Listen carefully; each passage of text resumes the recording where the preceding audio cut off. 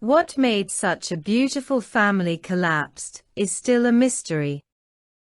There was once a couple, who were my landlord in a town called Sango. The couple's name were Mr. and Mrs. Adepitan. Mr. Adepitan got married to his beautiful wife Opoimi Adepitan, and they had 3 beautiful daughters and a handsome boy. The first daughter's name was Tolulope. She was 15 years old. The second daughter's name was Titileo. She was 12 years old, and their third child was a boy. He was 9 years old, and his name was Adepitan Jr., while the last child was a little princess, named Ebunoluwa. She was 6 years old.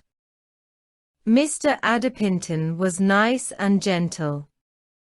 He was a man with a kind heart and a good landlord to his tenants, because he's the type that doesn't pressure on any of his tenants, especially when it's time to pay the bills.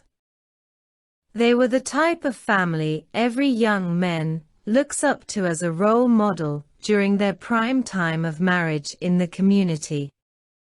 What made such a beautiful home collapse is still a mystery to the community. It all happened one Saturday morning, around 6 a.m. A young lady of about 30 to 32 years old showed up with the company of her aged mother, accusing Mr. Adepitan of her pregnancy. Now, to cut the story short, the pregnant woman moved into Mr. Adepitan's house as a second wife.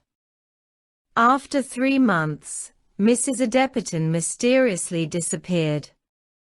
Just after the disappearance of Mrs. Adepitan, Adepitan Jr. fell sick and died with unknown illness, while the remaining 3 daughters ran away from home for fear of the unknown.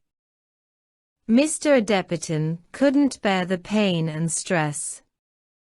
He eventually died of high blood pressure.